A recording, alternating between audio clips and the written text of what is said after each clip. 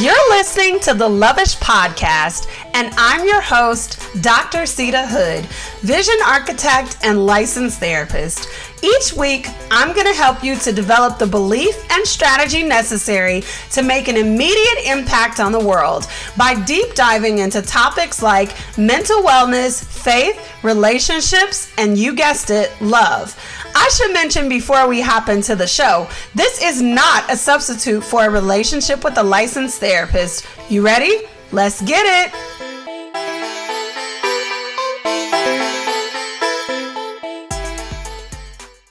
Welcome back for another episode of the Lovish Podcast. I am your host, Dr. Sita Hood, vision architect and licensed therapist. How are you doing today? What's in your mug? What's in my cup is the remnants of the coconut coffee that we've been sipping on for the summer. That has just been my drink of choice lately. What about you? What's been your drink of choice? I haven't seen many of you commenting down below to let me know what's in your mug or tagging me on social media to let me know what's in your mug. What's in your mug? How are you feeling? Before we jump into today's episode, I want to give you as a listener a heads up on a big change that is coming to the podcast. And that is, drum roll please, I'm changing the name of the podcast. So I decided to change the name of the podcast to reflect more of what the content has been about and to call to attention the woman that I'm talking to for these podcast episodes. When I started this podcast, it was out of one, obedience to God, and two, we were talking about half-hearted versions of love-ish, okay? And all the things that come with that, mental wellness, faith, relationships, and love. And while we do still talk about those things, I think there's been a major shift in the podcast and the content that I produce with the podcast. So yes, we're still talking about that, but it's on a much higher level. And so if I'm being honest, it took me some time to figure out the direction to go in for this podcast and the direction to go in for my consulting company. Because yes, I'm a licensed therapist. I have my practice. I know who I see, crisis and trauma clients, but it took me a while to come to the niche, as they say, of who I'm talking to with my consulting business, the Million Collective, Inc.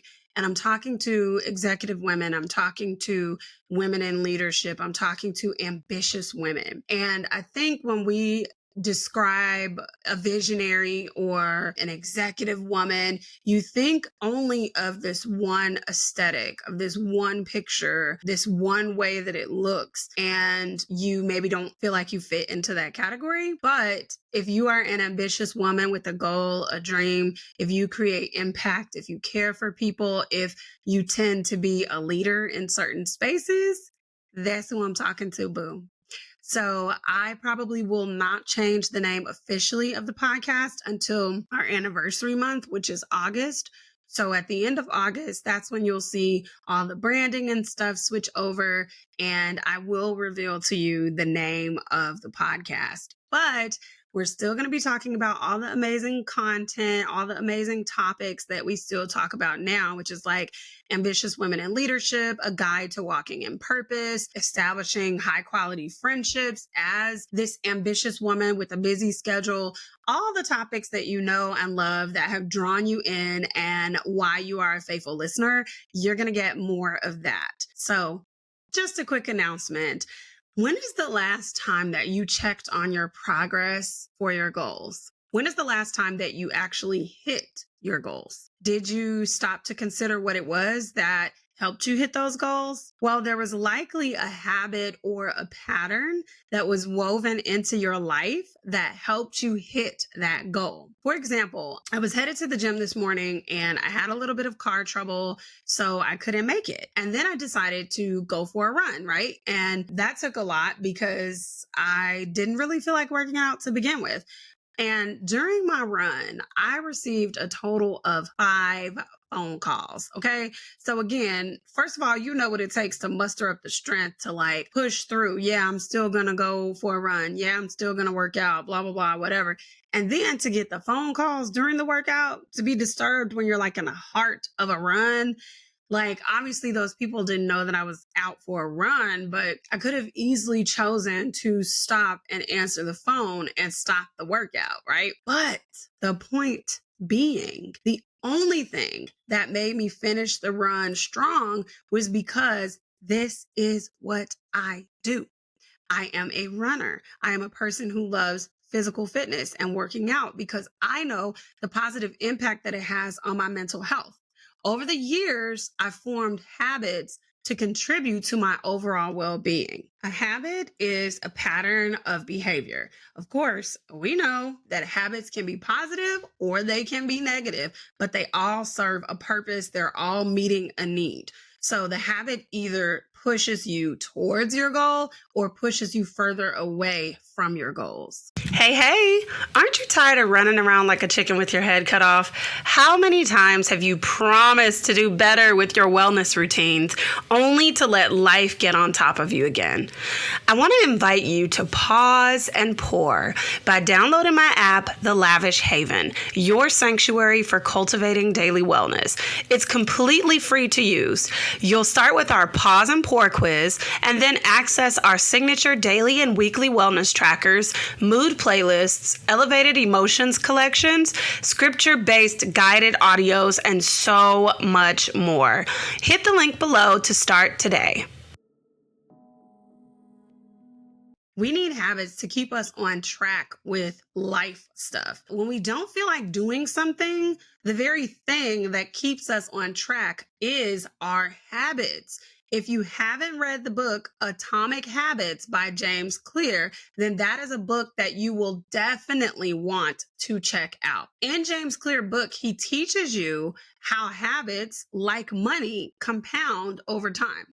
So even if you just work on one seemingly small task per day, but you were consistent with that thing, you would start to see a dramatic change over time. Successful leaders, they got habits, y'all. I think, again, when we hear that word leader, it's like, oh, she's not talking to me. Because people who are in leadership, sometimes, if you're not an arrogant leader, if you're like a compassionate leader that is in it, for like heart reasons and you care about people, you don't actually see yourself as a leader, because again, you think that you're supposed to fit a certain aesthetic or a certain financial bracket. And yes, sometimes that's true, but it's not always a correct way to measure leadership. So truly, the only difference between you and the people that you see as successful is one small difference. Lean in, and I'm going to tell you what it is. They don't stop. They don't stop. They decide to keep going.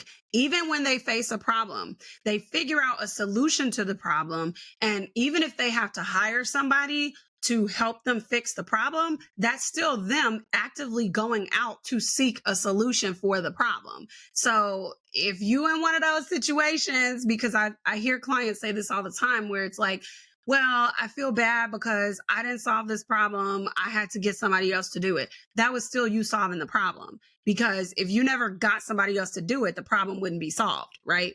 And then I even talked to somebody earlier today who was saying, like, I feel like I'm a bad mom because, I'm not showing up for my kids right now. I'm in this bad place. I'm like, but you're still a good mom because a good mom makes future plans for her kids, meaning that if she's not in a good space and doesn't have the capacity to give her children what is needed at the time, then she owes it to those children to say, hey, I need a couple of minutes to myself or an hour to myself. Go in the room, close the door, and get herself together mentally rather than inflicting emotional damage on her child or physical harm to her child or everything else in between because she's not in the headspace and she doesn't have the capacity to parent. And so the same remains true about those people that you deem as successful. The only difference is they chose not to stop. They chose to solve the problem. They chose to figure out how to solve the problem and get back to the mission. So if that looks like you pausing and taking a second to reset and then circling back around to the mission, then that's what you got to do. So leaders do this by establishing habits to keep them on track. When everything feels chaotic, habits bring a sense of normalcy. Habits help to keep your eyes focused on the end goal. So let's talk about the 5 habits that you need to be a better leader. And this is not to say that you're not doing this right now, because you could be doing this right now. And if you are doing some of these things right now, then just let this serve as your reminder to maybe improve in these areas. Okay, here we go. Risk taking and decision making is going to be habit number 1. You have to be willing to cultivate a habit of calculated risk taking and then make a decision. No risk, no reward, low risk, low reward. I know that we have probably all heard that. And if you haven't heard that, then you really have to consider what that means for you. You are the only person who knows the impact of the risks that you decide to take or decide that you don't want to take. You can't be all in just making crazy decisions all willy-nilly, but you also shouldn't be afraid to get your feet wet and to take some medium-sized risk. So some of the best things in life happen because you took a risk, right? For example, I want you to think about that relationship that you're in, right? You took a risk when you decided to trust another person, to be in a relationship with another person. I want you to consider the friendships that you've established. That was a risk to open yourself up to do that, right? And so I have a formula that I teach in my programs to help you assess the risk of a situation so that you can just make a decision to do the thing or not to do the thing, not staying in the land of indecisiveness, but proactively making a decision. Because again, if you chose to date somebody after a bad breakup, or find a way to make new friends after you had bad experiences with old people that called themselves your friends, that was still a calculated risk. So the basics of this formula is weighing the consequence in connection to the risk. And these are a couple of questions that I ask my consultant clients when we work through this. Would you recover? If you make this choice, would you recover? Because we often have this all or nothing belief system. If I do this and I fail, then I'm done. I'll never be able to recover. And the reality is, come on off the ledge, sweetheart. That's probably not true, right? So this question gets you to think a little bit more realistic. Would you recover? How long would it take you to recover from the risk if you decided to take it? Who is impacted when you make this decision? Because we can't just think about ourselves, especially if you are an ambitious woman that is tied to a marriage, a family, a company, like you're in a corporate position, or you are an entrepreneur yourself and you have employees that work for you. You can't just make a decision without considering other people. So again, would you recover from this risk? How long would it take you to recover? And who is impacted by the decision that you make? You can start with those questions. Number 2, the second habit that you need is forward thinking vision. If you want to be an effective, notice I did not say perfect. If you want to be an effective leader, you have to be committed to growth. Okay. Innovation requires a growth mindset and not getting comfortable with where you are. Like, sure, you can be comfortable with certain elements and, if something is working, by all means, yes, keep it. But you also have to be committed to growing, to advancing, because the world is advancing and technology is advancing. So if a thing is not working, let's go back to the drawing board to figure out how we fix it. And it's also about being willing to think long term. So forward thinking vision, like Yes, the people who work in this company might see the company today, or you might see this app for what it is right now. But I have forward thinking vision. So I'm looking at what it could be in the future, how I could build upon it in the future. Now, maybe I have some roadblocks that are stopping me at this time, but it doesn't mean that I can't overcome them. I don't have a solution yet, but again, I've committed not to quit and I'm persisting through the problem. And I also am using forward thinking vision to do this. So, keeping that in mind, a good leader has clear vision that includes aligned goals for the company. Whether, again, you're in corporate or whether you're the CEO of your company, you have to be willing to adapt. Habit number 3, guilt free maintenance. Come on, you knew it was coming. You knew it was coming. We talk about wellness all the time over here, honey. Everyone knows that when you get a new car, you should be intentional about the maintenance for the life of the car.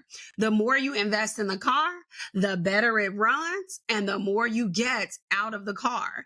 Now, it might be annoying to go get an oil change, a tire rotation, all these other little things, switch out the filter, etc. And that can get expensive. But at the end of the day, it's in your budget, ain't it? You added it to your budget, right? Why? Because you want your car to last. So why do we feel guilty when it comes to maintaining our bodies? Why is it hard to set aside time to do things that might initially feel tedious, but you know when you get done, you are going to feel so good. You're going to be in a much better position than you were before when you do that thing. So guilt-free maintenance of yourself is important because if you're not firing at all cylinders, you're not the most effective leader. And you can't fire at all cylinders when you're not properly rested, mentally and spiritually sound, when you're not in a good place financially. All those things prevent you from showing up as your best self. And they all impact your ability to lead. Wellness brings balance, stability, and longevity. I want you to think for a second about Target and Starbucks. They invest a lot of money into their company's marketing budget, into the ambiance of the stores, to learn about their target customer, their ideal audience, and to get into the psychographics of that person. They want to know what that person is doing when they get off work. What type of music does that person listen to? What type of environments are they generally attracted to? And so many other aspects. They invest in the quality of their products. And why? Because you get out of a thing what you're willing to put into a thing. And they know it's an investment in the seemingly small things, but that investment is for the longevity of their company. So keep that in mind. Your wellness is not optional. Guilt-free maintenance. Okay. And habit number 4, authentic communication. You increase your credibility when you are authentic. Authentic communication is a vital element of being a good leader. People need to know that you're going to do exactly what you say you're going to do when it comes time for you to be in charge. One of the reasons why we have so many problems with elected officials is because they tell you one thing when it's time to vote, baby. They be like, I'm going to do this and I'm going to do that and I'm going to change this and I'm going to change that. And then sometimes when they get in office, cricket. Sometimes when they get in office, you don't really see any movement. And it seems like they've abandoned the things that they told you that they were committed to doing when you voted for them. Your communication should also acknowledge who you are at your core. That's true authenticity. I mean, I can only imagine what it must have felt like for Barack Obama and his family when he was president and there were so many restrictions, so many things that they couldn't do that maybe were placed on them, especially as a Black family in the most coveted position ever, a family in a White House and in charge. Okay. But one thing that I can say is that they were still very true to their roots and their personality as Black people while they were in the White House. From the outfits that Michelle served, honey, and Come on, don't play. You know Michelle served. All you got to do is Google Michelle Obama outfits, and you're going to see how sis served on us, how she gave us the Black woman excellence, okay? From the way that she dressed all the way to former President Obama, the way that he spoke, it was authentic. We didn't have to second guess their character. They didn't come into the White House and pretend to be something that they were not. They were wholeheartedly Black people, and you're going to get how Black people act. Period, poo. Okay, the final habit is fostering diversity and inclusion. And diversity and inclusion go well beyond race, and it's important. Obviously, race is part of that, but diversity and inclusion means that you're willing to see everyone's unique gifts, not just the people that you like, not just the people that don't get on your nerves, not just the people that you're fond of, but you are willing to look at your team as a whole. You're willing to look at your employees as a whole, the people you manage as a whole, and see their individual gifts. And sometimes, as leaders, you can miss world-class ideas that are sitting right in your face because you're stuck on what somebody's front-facing position looks like. What do I mean by that? Maybe you work at an office where, again, there's a certain aesthetic and pumps and pencil skirts and flowy blouses are like a thing. And maybe there's this one chick and she wears corduroy pants in a dark dookie brown and a burnt olive green sweater. She got glasses and natural hair when the vibe is like flowy long hair for most of the women in the office. And you judge her by the way that she looks just because she don't got on pumps, a pencil skirt, and a blouse, and you think Shorty is not really about anything. But in reality, that girl got world-class ideas in her head. So fostering diversity and inclusion means including people. Obviously, it also means looking at people that are differently abled and really leaving room for innovation in your team. Paying attention to the diverse needs of others also helps you to become more empathetic. You become well-rounded in your approach to solutions because you've opened your eyes to all the angles. So you're trying to find a solution that works for everybody, not just one person, not just the person who fits the aesthetic of the pencil skirts and the pumps and the blouse. No, you want everybody to feel supported, and that is how companies remain innovative because they allow, people to come in with different ideas. So if you want to be a better leader, you can actually start working on these habits right away. And if you take the James Clear approach, that means that you are committing yourself to at least one of these tasks. And if I had to suggest a habit or a task to start with, I'm going to say guilt-free wellness or authentic communication are really good ones to start with. It's time to talk about what I've been loving. Product recommendations, shout outs to family and friends, and overall gratitude. Let's get into it. I've been loving connecting with other creatives in the online space. I'm in the process of transitioning all of my programming from one platform to another. And I've been connecting with other creators who use this new platform because they have a community space that comes with it.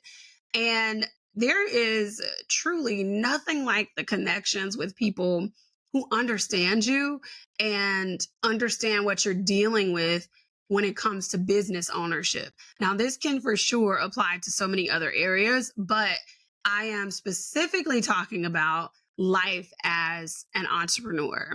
If you enjoyed today's episode, share the love. Share with your mama, share with your auntie, share with your best friend. Then head on over to Apple Podcasts and leave us a 5-star review. Reviews help the podcast to grow. Well, that's all I have for you this week. I'll see you out in these social media streets. Bye.